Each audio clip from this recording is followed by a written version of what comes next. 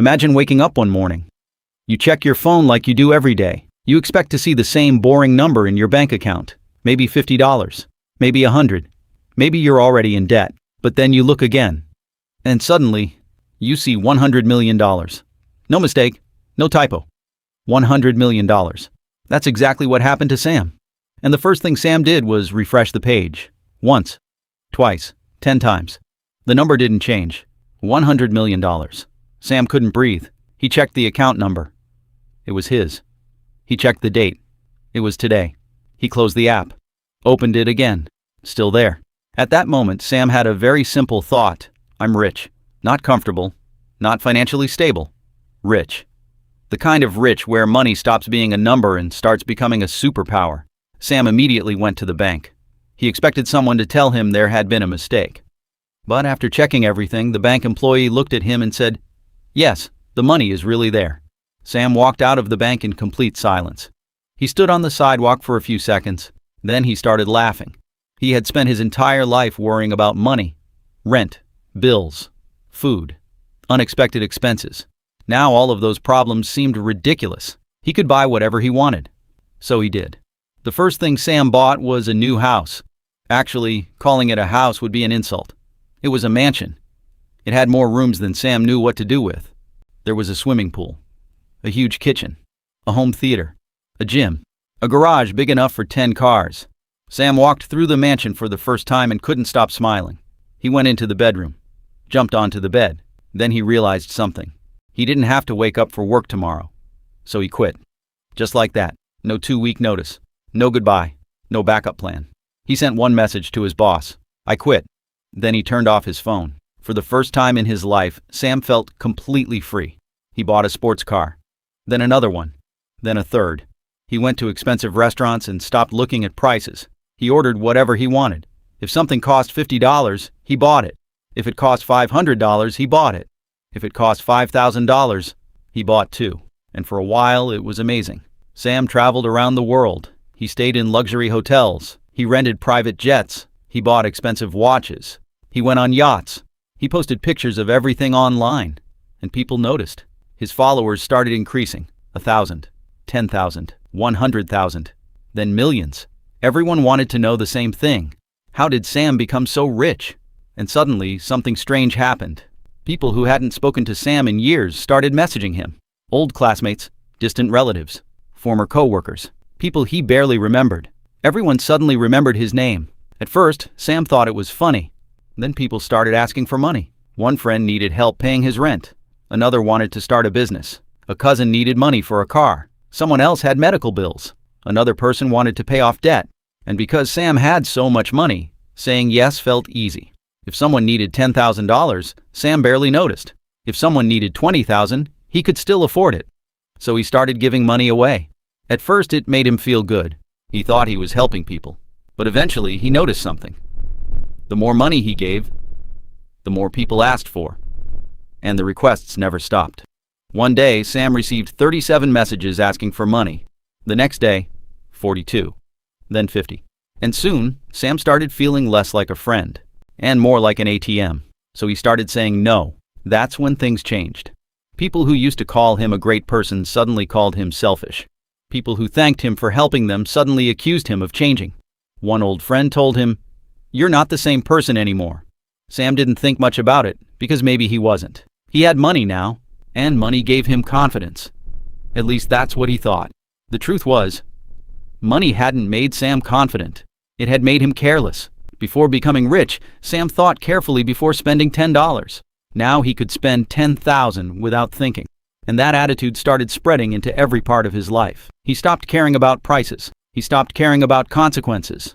And eventually, he stopped caring about people. Sam also made new friends. These weren't the people he grew up with. They were rich. They drove expensive cars. They wore expensive clothes. They went to expensive clubs. And they made Sam feel important. They told him he belonged with them. They called him successful. They invited him to parties. They invited him on trips. They told him he was one of them. And Sam loved it. Because after spending his whole life feeling ordinary, he finally felt special. But there was one problem. These new friends didn't know Sam. They knew his money. And Sam didn't realize the difference. One night, one of his new friends introduced him to an investment opportunity. He told Sam that if he invested $10 million, he could potentially make $30 million. Sam didn't understand the business. He didn't understand the market. He didn't even understand exactly where the money was going. But he trusted his friend. So he invested $10 million. At first, everything looked great. Then the numbers started falling. 10%, 20%, 40%, 70%. Sam called his friend. No answer. He called again. Nothing. Then he discovered something terrifying. The company didn't really exist the way he thought it did. His money was gone. $10 million. Gone. Sam was angry, but he still had $90 million. So he told himself it didn't matter. And that was another dangerous thing about becoming rich. Losing money didn't hurt as much when you still had plenty left. So Sam continued. He bought more things, made more investments, started businesses he knew nothing about. He hired people to manage everything for him. And because he had so much money, nobody told him when he was making a terrible decision. Everyone around him simply agreed. Great idea. Absolutely. You're a genius. Let's do it. Sam became surrounded by people who never said no. And that was slowly destroying him. He bought a company. He had no idea how to run it. He hired managers. The managers stole money. He bought another business. It failed. He started another one. It failed too. Every failure cost millions. But Sam kept going. Because every time something went wrong, he could simply throw more money at it. Eventually, his $100 million became $50 million, then $30 million, then $20 million. And for the first time, Sam started getting scared. He looked at his bank account. $19,800,000. He stared at the number. $19 million was still an unbelievable amount of money. But Sam didn't see $19 million. He saw $80 million that had disappeared. He started thinking differently. He became paranoid. Who could he trust? Were his friends really his friends? Did people like him? Or did they like his money? When someone invited him somewhere, he wondered what they wanted. When someone complimented him, he wondered why. When someone asked him for help, he assumed they were using him. Money had given Sam everything. And somehow, it had made him trust nobody. Then things got worse. One morning, Sam woke up and discovered that several of his investments had collapsed. Millions were gone. His businesses were losing money. His expensive lifestyle was costing him millions every year. The mansion had enormous maintenance costs. The cars needed expensive repairs. The yacht cost a fortune just to keep. The private jet was burning money every time he used it. And suddenly, Sam understood something. Being rich wasn't just about having money.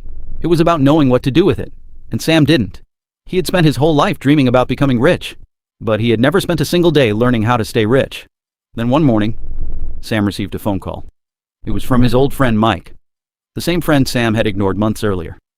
Sam almost didn't answer. But something made him pick up. Mike asked how he was doing. Sam said, "Fine." Mike didn't believe him. He asked how much money Sam had left. Sam didn't want to answer. Eventually, he admitted it.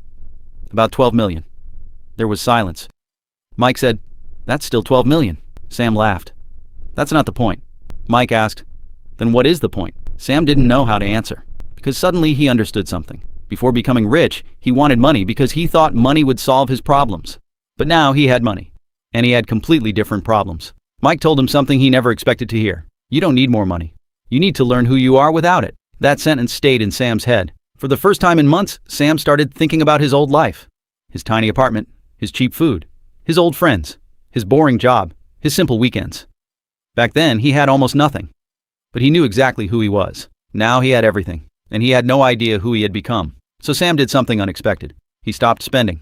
He sold his yacht. He sold several cars. He sold his second mansion. He closed the businesses that were losing money. He stopped going to expensive clubs. He stopped trying to impress people. And slowly, his life became quiet again. He started meeting his old friends. Not because he needed them. Not because they needed his money. Just because he missed them. He also started learning. Investing. Business, taxes, finance. He hired professionals who actually knew what they were doing. And most importantly, he learned to say no. Not because he was selfish, but because he finally understood that unlimited money doesn't mean unlimited responsibility. Months passed. Then years. Sam never became poor. He still had millions. But he stopped trying to look rich. He didn't need people to know how much money he had. He didn't need expensive cars. He didn't need strangers to admire him. He finally understood what he had failed to understand on the first day. Money doesn't magically make you happy. It makes you more of whatever you already are. If you're careless, money gives you more opportunities to be careless. If you're generous, money gives you more opportunities to help. If you're insecure, money gives you more expensive ways to hide it. And if you don't know who you are, money won't tell you. It will only make the question louder. Years later, someone asked Sam, if you could go back to the morning you became rich, Would you do anything differently? Sam thought about it. He remembered the mansion, the cars, the parties, the private jets, the friends who disappeared, the millions he lost, the people who lied to him, the people he pushed away. Then he smiled and said, everything. Because becoming rich overnight wasn't the best thing that ever happened to Sam. It was the biggest test of his life. And the strange part? He didn't realize he was being tested until almost everything was gone. So if you ever wake up one morning and discover $100 million in your bank account, don't quit your job immediately. Don't buy a mansion. Don't buy 10 cars. And definitely don't trust the first person who tells you they can turn your 100 million into 300 million. Take a breath. Put the phone down. And ask yourself one question. Not, what can I buy? But, what kind of person am I going to become now that I can buy almost anything? Because money can change your house. It can change your clothes. It can change your lifestyle. It can change the way people treat you. But the most dangerous thing money can change is you. And Sam learned that lesson the hard way.